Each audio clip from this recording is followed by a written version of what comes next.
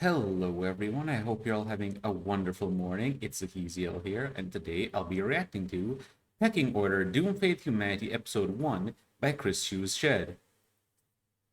I rather enjoyed listening to the prologue, okay, and I'm looking forward to seeing what the guardsmen get up to now, in the wake of two space hulks crashing on their planet. If you're not following KRissCHu's Shed already and you enjoy their stories, you should definitely subscribe to them, show them some love. But without further ado, let's get into it. A few hours had passed since Richard had woken up, during which time the pair made considerable progress, having made their way out of that military wing of the hive and into the civilian segment surrounding it, which also appeared completely wrecked and demolished.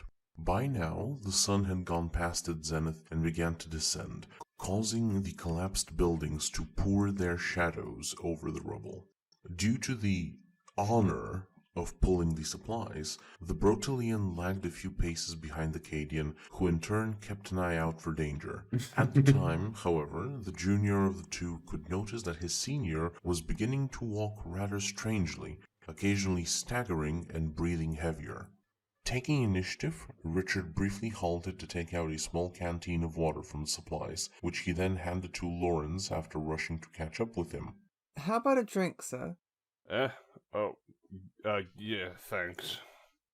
Unscrewing the top, he lifted it up and downed its contents in a single breath, prompting him to make two subsequent gasps for air. But the water did apparently revive the guardsman, although it was not a sufficient enough improvement for the private's worries to drop, prompting him to ask, Sergeant, are you alright?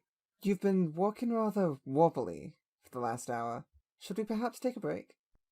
What? No, I'm fine. Just the sun. Water helped a lot, and when it darkens, the cold air will fix me right up. The fact that he was just soldiering on like that and didn't even ask for water, I'm willing to bet that had Richard not given him the water, or he would have just kept going despite the heat and his own thirst without saying a word or complaining. Which, on one hand, that's something, but thing to be able to do with it. But on the other hand, it's like, I get the feeling that there's something on his mind why it is that he just would have kept going without communicating that he was, thirsty and dehydrated. Lawrence's voice, while even, did not carry the same confident tone from the end of the pair's last discussion, and had he been more bold, Richard could swear that his superior was trying to avoid eye contact. Seemingly aware of that suspicion, Dusk added, I'm sturdier than I look, kid. You don't have to worry about me like I'm your family. Speaking of, you are surprisingly calmer about the prospect of your flesh and blood being buried under all this destruction, in comparison to your immediate commanding officer. How's that? Oh, well, I am an orphan.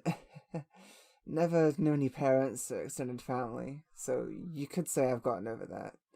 I spent the majority of my life out on the streets, and I probably would have gotten killed there if the local temple did not take care of the homeless of the Hatblock. As he spoke, the private began to unintentionally smile as he recounted the fond memories, not noticing Lawrence's own smile, roused from satisfaction in avoiding talking about his condition, just as the pair descended into a corridor formed by the collapsed forms of two spire-like buildings. The temple was a very nice place. The ecclesiarch would let us help out with maintaining it, making us able to do our duty for the Emperor, even in such a small manner, while also picking up useful skills like sanitation management, marksmanship, gardening, sewing, groundskeeping. Wait. Hold on. You can sew? Yes, it is a surprisingly pleasant form of relaxation that is quite productive. I'm not that good at it, but I can at least make functional things.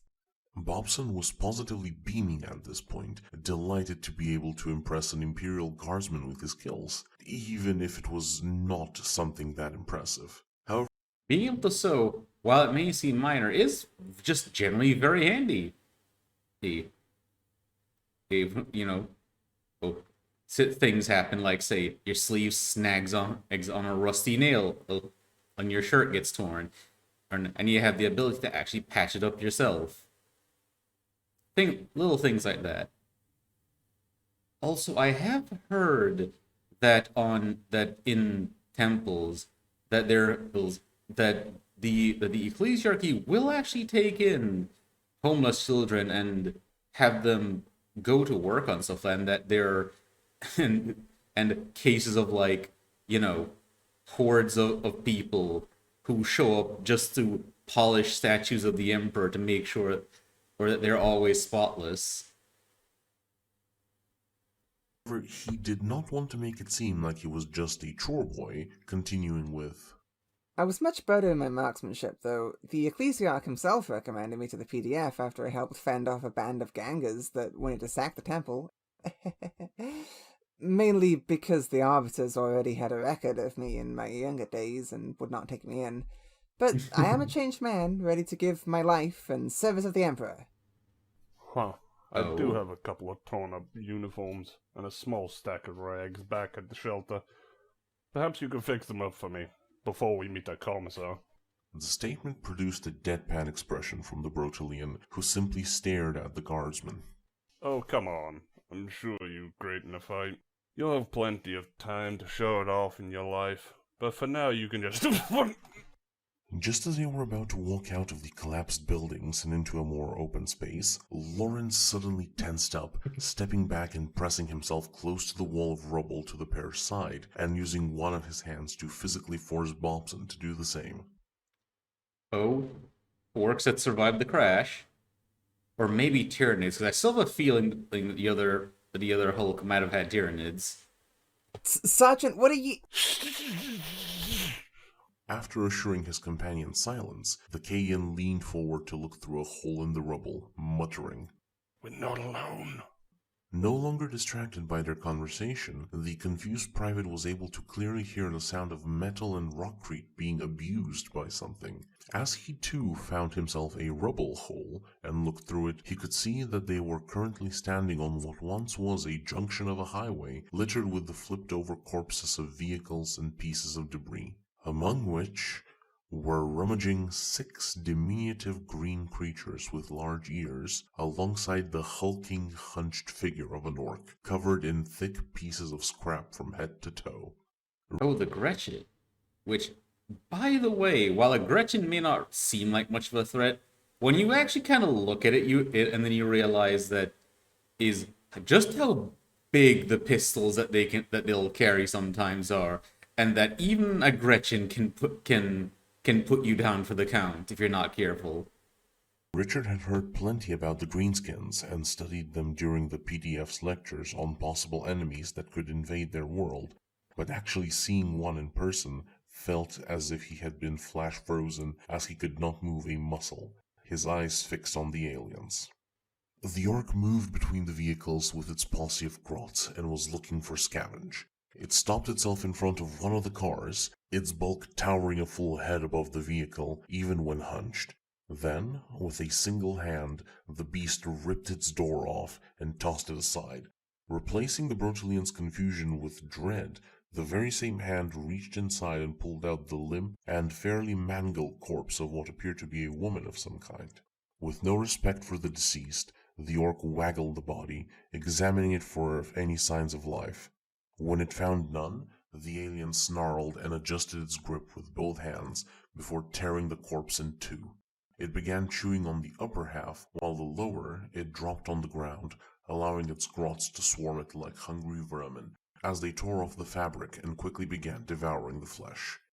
In an instant, the ice that had crawled in Richard's veins was banished by the zeal of righteous fire swelling from his heart. Don't act dumb, kid. Damn it. Lawrence cursed in a whisper. The bastards will see us out in the open, and our safe house will be compromised. Let's just kill them. The private said as he picked up one of the lasguns from the stretcher. We have the element of surprise in lasguns instead of simple auto guns. We can take them. The uncharacteristically cold remark for Bobson made Dusk slowly turn to look at him in bewildered surprise.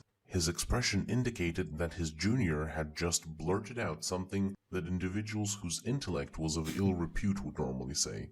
Well, that's one way to say stupid. But yeah, orcs are tough, and a few lasgun shots is not guaranteed to put one down. In fact, they can take quite a few lasgun shots before they go down. Like, the orcs are famously tough. Acadian rubbed his eyes under his visor and sighed before saying, Kid, you know that the cantrell pattern can leave fist-sized holes in a person, right? Of course I do. We received training with las weaponry while we were being scouted for the specialist troops of the PDF. Okay. Now, completely ignoring the orcs' greater durability than humans, take a look at your fist. Then gander up at that tub of lard on the highway and repeat what you just said. Puzzled, the Brotelian did so, observing his own clenched fist, and then directing his gaze and ire at the armored greenskin. While initially still incensed, as his brain did the calculation it was commanded to, realization struck the young man that a fist-sized hole, in fact multiple fist-sized holes, would appear closer to a rat bite than a severe injury on the bulk of the beast before them. Exactly. The beast, which had casually ripped off a car door and a human body in two, and was covered in layers of scrap metal. Let's just kill... Oh. Realization hits Yeah. him. We'd need a full six-man squad gunning at it if we want to kill the likes of that Xenos with just flashlights before he reaches us at this distance. Lawrence commented as Yes. calling. Yeah, it will never not be hilarious. Is to me how powerful the last gun is. You just because of the insanity of the things the guard has to fight. How it may as well be a flashlight. he picked up his magnoculars and repositioned to a less covered section of the wall. Now, simmer down until I can think of something that doesn't waste our resources or our bodily integrity. Leaving his companion to stew in contemplation for a bit, the Cadian began surveying the area, trying to find some way of disposing of the greenskins, even if only temporarily. That would prove to be something that was a straining effort to him, as the view from the magnoculars was becoming somewhat blurry. He wiped the lens and his helmet's visor in frustration a couple of times, before finally realizing that their clarity was not the cause of the blur when he felt his eyes slightly close as he looked. Failure due to such a simple thing as exhaustion was a thought that sickened him. Richard could observe how the man exposed his gritted teeth in a wrathful grimace. He would maintain that visage for several more moments until he was finally able to identify something of value. Over there. A faint confidence wormed its way into his tone as he called the private over and handed him the magnoculars before pointing over the edge of the highway. Do you see those hat blocks? About 500 meters, I think, rising with the spire. There on the left wall is our solution. After saying so, Lawrence went to pick up the lasgun that was taken off of the stretcher. Bobson followed the instruction and stopped his sights on the wreck of an industrial crane, which hung off the side of the building and over a large drop to the lower hive level. What are we going to do with that, sir? The cable holding that thing's head is rather damaged, at the base grafted onto the arm. If we land a shot right on the cable, or at the very least the damaged mechanism, that'll send the whole head crashing down, and, hopefully, make a lot of noise. Greenskins love noise. Makes them think there's a fight they can simple-mindedly run off to. That should have grabbed their attention nice and good. At least enough to make them go investigate the crash. Dusk explained as he moved up to Richard's position over the rubble.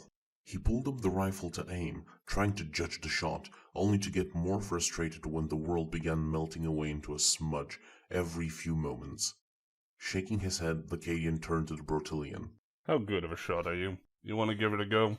Initially excited, the young man was about to enthusiastically accept when he remembered his ill-reasoned suggestion earlier. The smile on his face faltered as he shook his head. I doubt I'm anywhere as near as good as the guardsman. I think it would be best for you to make the shot, sir.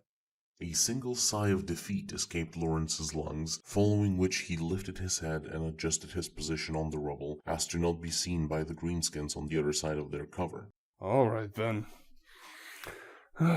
Scoot over a bit.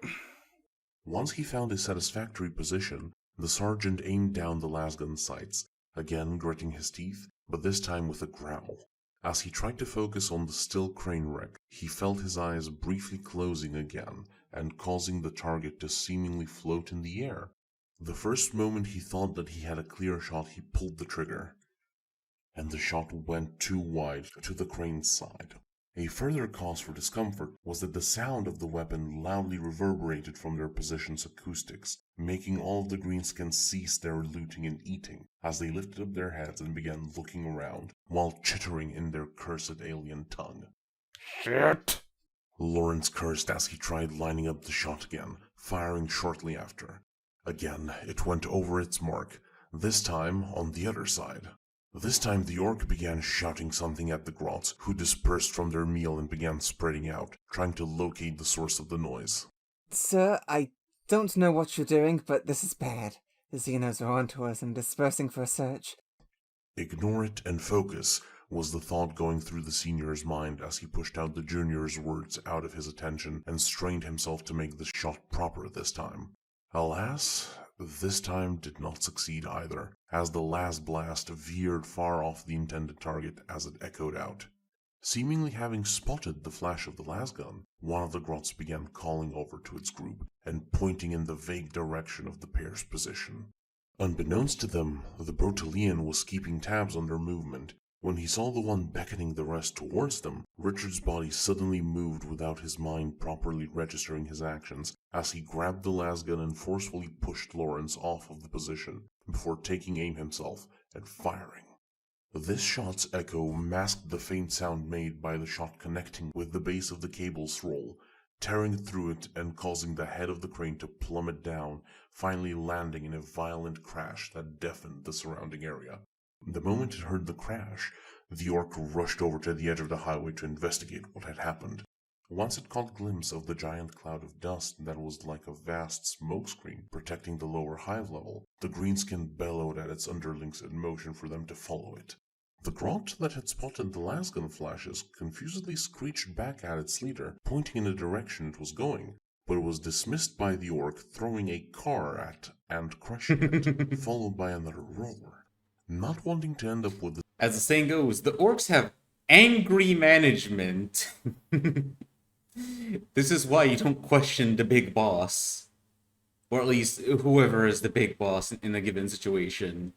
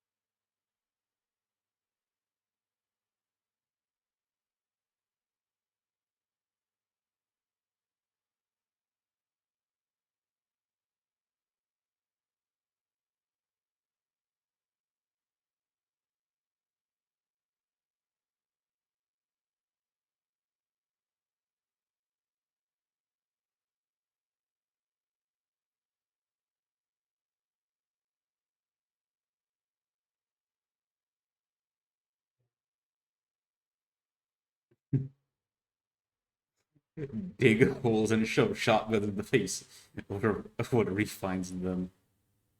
So, based on that, I'm going to assume that he was on trench clearing duty. bout of yelling for a couple of minutes until Richard broke the silence. You could have... Actually, no, not trenching duty, sapping duty, because, if I remember correctly, sappers were the ones who were responsible for things like, say, digging holes underneath walls, back in the days of castles. told me that you were not doing well. Dusk side-eyed the Brotelian for a moment before taking one final long breath and then slowly got up. The moment I do that, I will not hear the last of it from those two, so I'd rather not. He then picked up the lasgun and continued walking in the direction they were originally headed. Wait, those two? Which two is he talking about? Someone at base camp. In. What? Who are you talking about? The other survivors? Just get a move on. If they've woken up before we get to the shelter, I'm throwing you under the Lehman Russ. Utterly baffled by the situation, Richard shook his head and got up as well, picking up the stretcher and hurried after the sergeant. It would be another hour of trekking through the highway lanes into another hab block section, at which point Lawrence helped pick up the supply stretcher so that it would no longer drag and leave any markings. Both of them would make their way into one of the few buildings that did not appear fully destroyed, but simply buried under the corpses of the surrounding ones that had collapsed on top of it. Actually, since he mentioned something about a commissar earlier, I wonder if one of the two is a commissar. Would also make sense then if and because commissars can be some real hard asses at times. But then again, you also have cases like the man, the myth, the legend, Commissar Sebastian Yarrick, who lost a ton of blood after getting his arm ripped off by an orc, and through sheer willpower and determination, would not let himself lose consciousness, despite massive blood loss, until the orcs were routed. Judging by the fact that vegetation could be seen among the rubble, Bobson deduced that this must have been one of the greenhouse stations. They would ascend 2 floors over the stairs and down an intact corridor, interrupted only by a large chunk of permacrete that had collapsed into it, following which the Cadian indicated for them to stop in a lobby of sorts, which had a pair of janitoriums next to each other. Alright, set it down.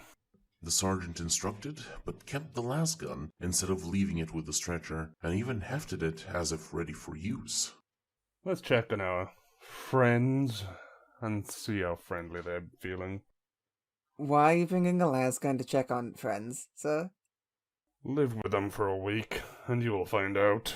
Why do the feelings are Without high further gangers? words, Dusk walked forward to one of the janitoriums and hovered his hand over its handle. No sound could be heard from inside, making him think that maybe the other pair were still knocked out. Perhaps things were looking up for a change. Thus he carefully squeezed the handle and opened the door. Whatever hope for relief dwelled in his mind fled the scene post-haste when his gaze was met by the rubbery exterior of a skull-covered gas mask and the metallic sheen of a death mask, both of Oh, it's Kriegers. which were peering directly at him. Their wearers were both clad in heavier carapace armor over their black coats, with the first having one white pauldron with something red smeared on it, while the other's gear was mostly black with silver accents. In that one moment he could only afford a quick curse within his mind before shouting began to bombard him. The suddenness of it, combined with the fact that he was hearing 2 very different types of Gothic, neither of which were familiar to him, just added more to Richard's confusion as he approached to see what was going on. When he walked to stand shoulder to shoulder with Lawrence, he saw 2 men, whose equipment and war gear he could not recognize, in the janitorium, both of whom had their legs bound to the others and their arms tied behind their back and around large pipes. This detail prompted him to side-eye the Cadian with a faintly concerned look and ask, Do you, have a thing for tying people up or something? An annoyed look followed by another slap to the back of the head is what the remark earned the Brotelian before his senior yelled back at the other pair. Shut up! When silence returned, he cleared his throat and continued in a calmer but notably annoyed tone. It's been 3 days since the Space Hulks fell. It's orcs. The planet is a wreck. No command structure or pocket of resistance has been established. We have no support in orbit, You were the only living ones I could dig out. All your equipment and the rest of our supplies are in the janitorium next to this one. And nor have I touched your masks, nor do I have any intentions to do so, or any interest in seeing what you look like. They would look at each other, processing the given information, before the man in the metal mask. You know, I have a feeling that the reason why he tied him up is because, given how eager Kriegers are to sacrifice themselves, they probably would have, like, the instant they were allowed to move about, they'd probably run off to go fight something so they could die for the Emperor.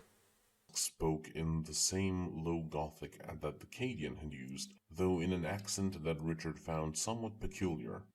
Thanks for filling us in on this. But why did you leave me together with this faithless sinner and without a firearm at least? Oh, one's a Maccabean Janissary. Faithless? The word came out like a vicious bark, in yet another interesting accent for the Brotelian. The faith of KRissCHu's is beyond reproach. We're just able to also back it up with impeccable dedication and service, unlike the rest of you. Waste of material. You're not even good enough to volunteer for minefield clearing duty. Just as it had ended, so did the bickering Oh, resume, that's eventually why. slipping back into the unfamiliar dialects of Gothic. All the while, the two struggled against their bonds in an attempt to lunge and tear each other apart. As they did so, Bobson's face contorted in a slight cringe at the display. Okay, I can see why you tied these two up. Kriegers and Maccabeans are two very particular breeds that are best kept away from each other, and among others. And to top it all off, The Kriegsman resumed using the more common dialect of Low Gothic, facing towards Lawrence, who was certain that the larger man was glaring at him from under his gas mask. you have the audacity to dig me out and deny me the absolution alongside my brothers. I should chop your head off with my rusty shovel. Phew, it'll go again with this nonsense. Being prepared to die for the Emperor and just throwing your worthless life away are two very distinct things. Have you considered that perhaps there are way too many of you suicidal traitors spawned by a site that he only denied you entry via the Cadian? The Maccabean then looked at dusk with fire in his eyes, seen through the looking holes of his iron mask. Do not take this as praise. Instead, wasting your time with digging him out of you should have secured the bodies of my company out of the rubble, so I could give them proper burials and ease their souls to the Golden Throne. Just abandoning them like this is akin to desecration! Well, the headache has started, so I guess I should step in. Remember, Lorenz, just like back on Bennett Port. Having steeled himself for the onslaught, the sergeant stepped forward into the janitorium, almost coming within reach of the other guardsmen, then squatted down, asked to be on a near equal eye level with them, and put on his most diplomatic tone. Both of you, can you shut up and listen? I will keep this short with you. The situation is utterly foobar, and frankly, I don't care what either of you think of me. Greenskins have been flooding the hive levels and are becoming far more frequent in the area. So this place is no longer safe to reside in. Protest and whine if you must, but things are going to go in one of three ways. Firstly, if you continue to be such raging asshats that are even more useless than this PDF kid, I'm going to take the supplies I've stored and leave along with him, while you two get to stay here and die of dehydration, or until the Xenos find you. Secondly, you calm the fuck down, I untie you, give you your equipment and some supplies so you can make it for a while and both of you can be on your merry way, either killing yourselves or doing whatever you want. Or thirdly, you drop the angsty civilian shit, help us pick up the gear and the supplies, and move to a more secure location, during which we hopefully find and sync up with some kind of resistance pocket.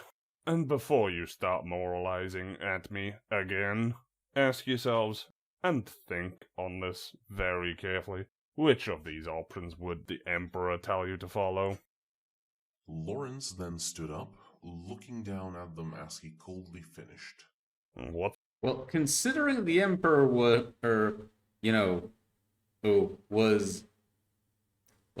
tended tended to do things for reasons and didn't like fanatical devotion and religion, if they actually knew anything about the Emperor's personality that hadn't been warped by the word of the ecclesiarchy, then option 3 would be best.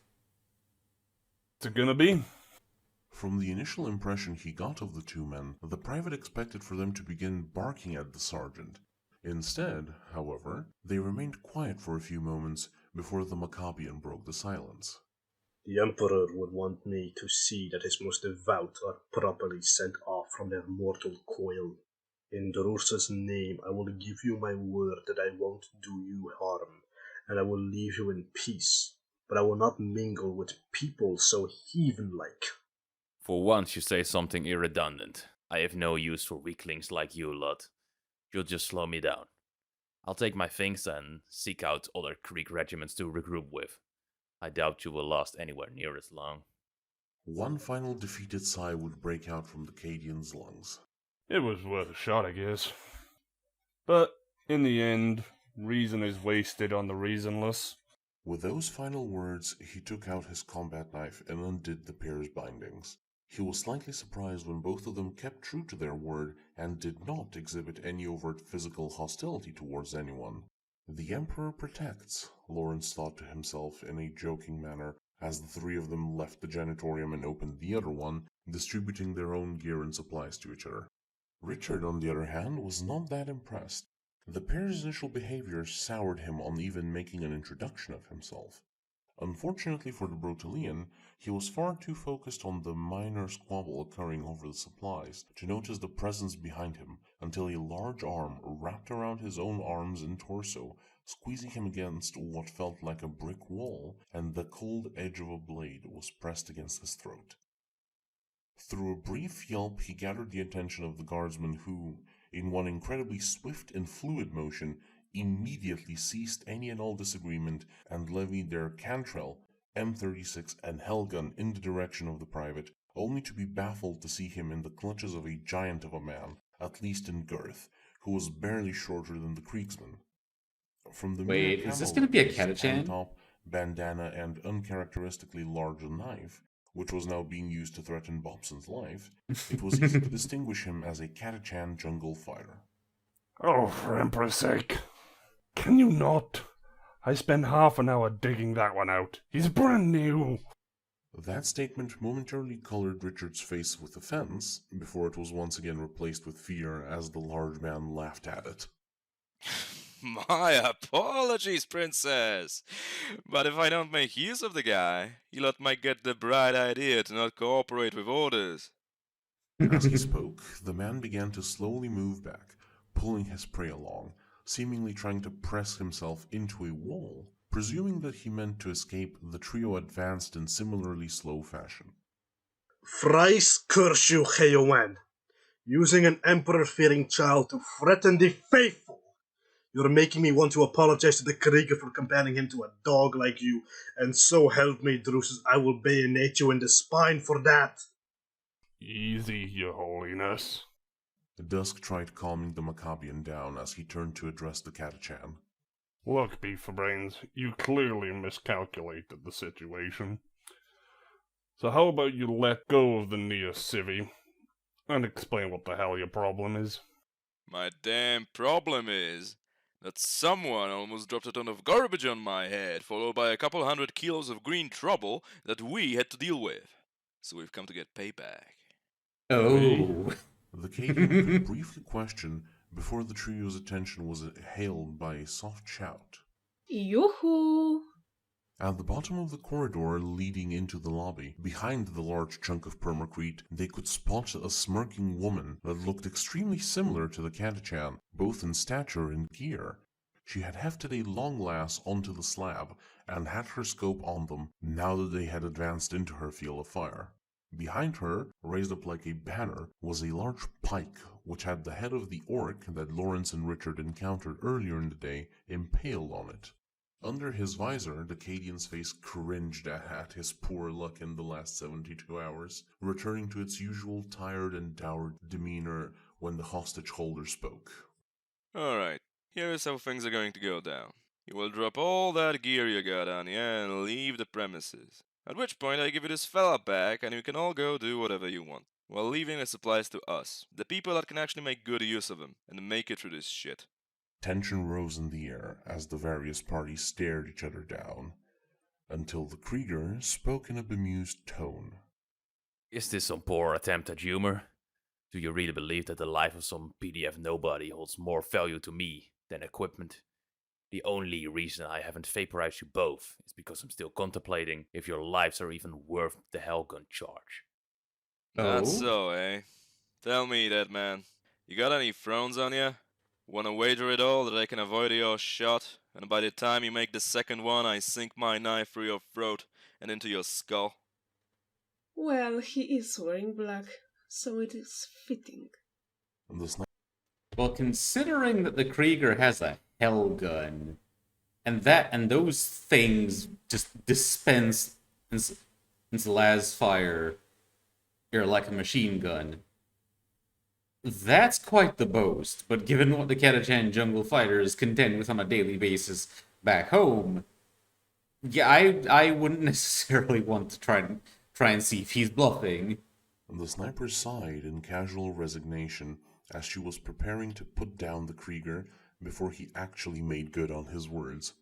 Just as her finger was about to caress the trigger of her longlass, she could hear footsteps echoing in the corridor, prompting her to immediately turn around in preparation to take down whatever was coming. Who's there? She barked, but received no verbal response. It would instead come in visual form, prompting the large woman's eyes to widen slightly before standing up and then to the side, allowing whatever was coming free pass through the corridor. By now, the Krieger and the Katachan were just about ready to tear into each other. However, just as sparks may have ignited the situation, a loud bang silenced the room, Oh boy, followed it's the by an commissar. even louder boom occurring on the ceiling of it, which in turn collapsed, prompting everyone to jump back from the debris. This also resulted in the hostage holder to let go of Richard as he pushed the private away from himself to get room to maneuver. With the dust settling, everyone ceased what they were doing and then gave their attention back to the corridor. There now stood two sharply dressed figures, with the sniper following close behind them. The taller of the two was a man that appeared only slightly larger and older than Lawrence himself, wearing a surprisingly sparkling blue dress uniform and cap, which hid his eyes under Oh boy, Morty and Iron Guard. itself, carrying a rugged brown sack, with a triplex pattern lasgun strapped over his shoulder. Despite his average build, he radiated a menacing aura, enhanced by his firm and unflinching posture. Contrasting him was a woman that was shorter than even Richard, clad in a black and red uniform, her Corex hair crowned by the signature hat of the commissariat. Currently, everyone was looking at the steaming barrel of a Goodwin Das bolt pistol clasped in her gloved hand and pointed upwards, with a few of them glancing at the deactivated power saber with an engraved aquila stretching its wings from its tip to its hilt, pointed down at the ground. When her piercing green eyes surveyed that everyone had quieted down, she spoke in a soft yet menacing manner, indicating that she had a lot of experience when it came to shouting. You were right, Cust. You did indeed spot a gaggle of maggots crawling in here. My eyes have never lied to you, sir. They aren't about to start doing so now. His voice was ragged and coarse, with notable heaviness to it, but unlike Lawrence's, which was brought down by exhaustion, this one hinted that many commands had been bellowed in the man's notable age. As she acknowledged his words with a nod, then lowered her firearm, stepped forward into the lobby and loudly proclaimed, Listen carefully. I shall say this only once. I'm Commissar Katarina Arconi, and this with me is my bodyguard, Captain Dan Cost of the 577th Mordian Iron Guard Armored Regiment. As of this moment, I am hereby taking command of the squad, so everyone, at attention! As soon as the command was given, the sniper woman stepped forward and stood at attention, firmly looking forward and not uttering a word, while Richard, fairly rustled by the entire situation, hurried up to his feet, sparing a couple of pats to dust himself off, and also stood at attention. Meanwhile, everyone else just gawked at the commissar, not quite sure how to process the situation, which lasted until the Catachan burst out laughing, then casually stomped over to Katerina and mockingly talked down to her. Oh no. With all due respect, I have a feeling he's about to get executed. sir, can't you read the room? I passed my literacy course with flying colors. You, on the other hand, seem like being booted into piles of grug shit was the only flying you've done in that field. What part of "at attention" don't you get, guardsman? Her words carved through his bravado like power claws through flak armor, causing his jovial smirk to shift into a grimace, and his tone became more serious. It seems you've gotten severe shell shock and aren't thinking straight. So let me clear it up for you, girlie. Planet is fucked. There's no command structure to speak of. At this point, the only valid rule set is the law of the jungle. Survival of the fittest, the most capable standing at the top. You're a bit too petite for my liking, but if you decide to suck up to me, I'll take you under my wing. After Yeah, he's saying getting so, executed he by Rope leaned down Pistol. to be on near equal eye level with her. Otherwise, I'd have to show you the signature hospitality that Catachans reserve for commissars.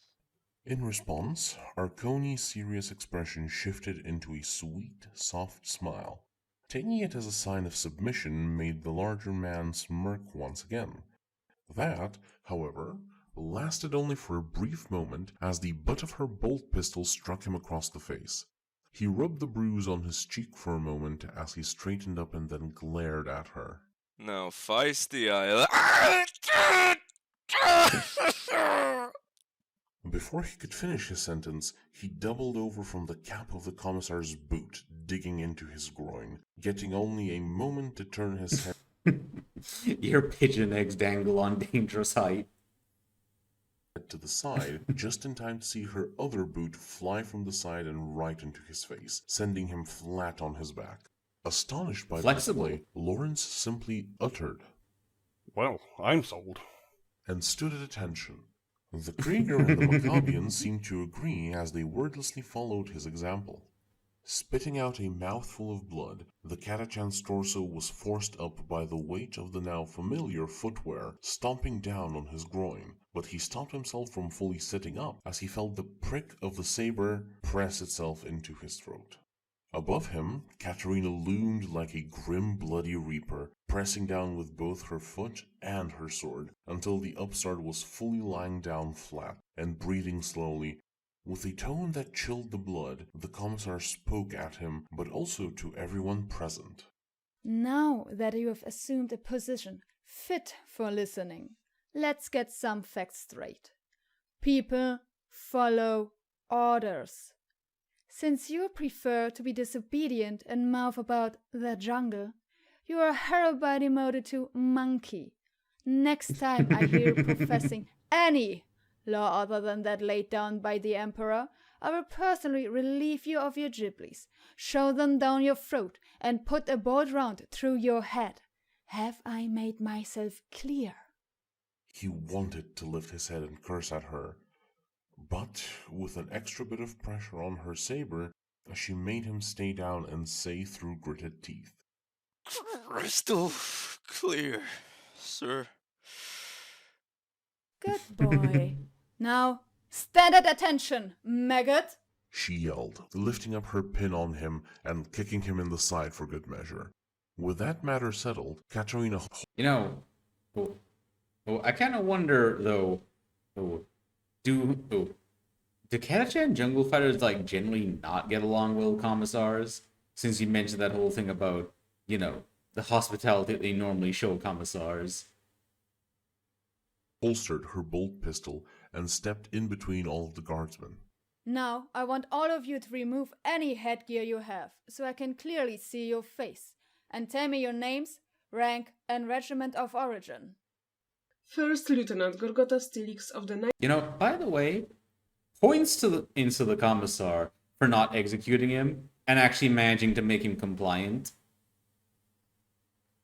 Also, bonus points because it takes some flexibility to kick someone in the face when they're taller than you. 99th Armageddon or Counter Commander Regiment, sir. The larger woman shouted out as she saluted the commissar. Oh. Next was the Cadian, who took off his helmet with a heavy breath and used the hand holding it to salute. Sergeant Lorenz Dusk of the 931st Cadian Shock Troops Engineering Regiment. Mimicking him in a hurry, the Brotelian almost ripped the helmet off of his head, then shot his hand up to his forehead. Private Richard Bobson of the 224th Bottle Garrison Battalion, sir. Having gotten up and still clutching his sides, the Catachan went next, speaking in a muffled tone due to his swelling face. Second Lieutenant Gus Waldknife of the Catachan 401st Jungle Fighter Commander Regiment, the Skyfangs. Following him was the Maccabian, who removed his masked helmet with slight hesitation, his dark features and annoyed tone making it obvious that he did not like taking off Drusus's visage just for show. Corporal Ramil Burgundi of the 80th Maccabian Janissaries Regiment. Last was the Krieger, who, however, did not remove his gas mask, keeping his head fully enclosed as he finally said, Grenadier 821 315 IGD of the 844th Assault Corps of the 1250th NWD Krieg Army. Unlike the others, this introduction was not to Katerina's fancy in the slightest. She narrowed a glare at the tallest of the group and walked up to him, looking up to the glass eyes of his gas mask, and scoldingly addressed him. Did you not hear me under all that rubber? Or do I have to discipline you too, you tall glass of cancer? Take off your mask, show me your face, and tell me your name. A dead man needs no other name, nor does he need to show his face, sir. Oh, wow. This must be my lucky day. You know, that does in a way, well, it also makes sense, him not telling her his name, because if I remember correctly, Kriegers don't really have names. Like, they get assigned serial numbers, basically. A dead man being cute with a figure of authority. Shouldn't you be on a horseback or digging mines instead of being Gorgon vomit? Do you even do anything else besides screaming towards death? I am a quartermaster in training. A21 315 IGD's voice was flat and nearly robotic in its delivery. Despite the tense situation, the news yanked out a loud snort out of Lawrence, who coughed out. Quartermaster in training, that means I imagine he must be extra cross then, that he wasn't allowed to at least recover the gear from the corpses of his fellow Kriegers. Because isn't that what the quartermasters do? They recover the gear, since usually, like, if I remember correctly, the Kriegers view the gear that their soldiers carry as being more valuable than their lives. Krieger medic? Oh, we truly are fucked. Have I given you permission to speak, Sergeant? Arconi cut his mirth down, pointing her saber at him. Apologies, sir. He quickly responded and resumed his stance. Now back to you, dead man. Obey the order, or do I have to get difficult with you? This time he did not respond, instead standing like a statue, the only audible thing coming from him being the breathing muffled by his mask. Fine then. Corporal? Yes, sir. I want you to hold your mask so that it faces me and this maggot. Ramil was mildly confused by the command, but decided not to question it and held his helmet as requested. To Richard, the gesture seemed very macabre, as it looked like he was holding a severed head. With that preparation completed, Katerina brought up her saber and thrust it, setting its edge to the Krieger's throat, but at such an angle that he could see the Aquila engraved on it, and spoke with a wrathful voice. In the Emperor's name, before the Holy Aquila and with the face of a saint as witness. I hereby bring you back to life, dead man, and doom you to duty. As the only one versed in the medical field, I task you with keeping every life present here going for as long as possible, and to be the last one of his squad to perish. May you suffer eternal damnation as a failure, and never be graced by the Emperor's light, should you die before everyone else who is within this room.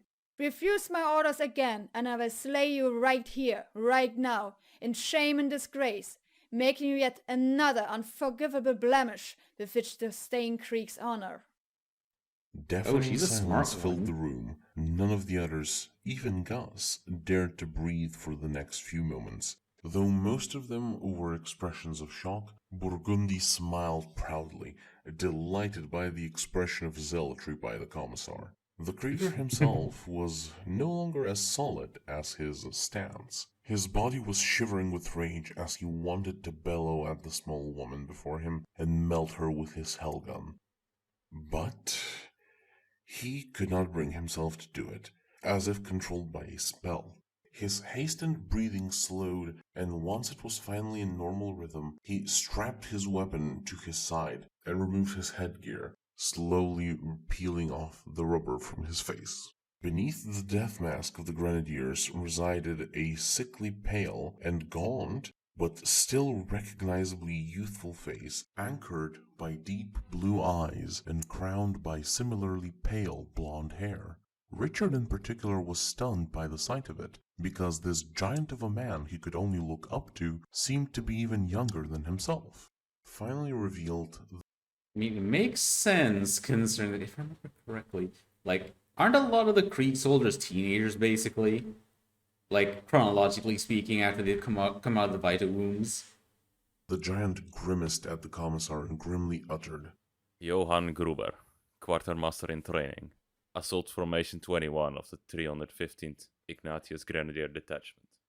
This time, Katerina smiled and sheathed her blade. See, it wasn't that hard, kiddo. It's poor form for someone who is almost a commissioned officer at 21 to not follow orders. Excuse me, what? Bobson blurted out, stunned to learn that not only was the largest person of the group younger than him by nearly half a decade, but was also that high up the ranks. What the hell are they feeding you on this Krieg place? Wouldn't you like to know, worthless weakling? Johann growled at the private before turning to the Commissar and asking. Permission to put my mask back on, sir. Permission granted. Satisfied with her results thus far, Katarina strolled through the newly formed squad and instructed. Day is almost up, so we will be retiring for tonight. As a celebration for the inception of this formation, we will make it 8 hours of sleep. Hourly shifts for everyone. Ready to keep track, sir. The Mordian chimed in as he took out a pocket watch out of his uniform's jacket and began setting up timers. Excellent, Cust. You will take the first shift then. No objections came from the captain as he simply saluted in affirmation. I will take the second after him. Then we'll go in the following order.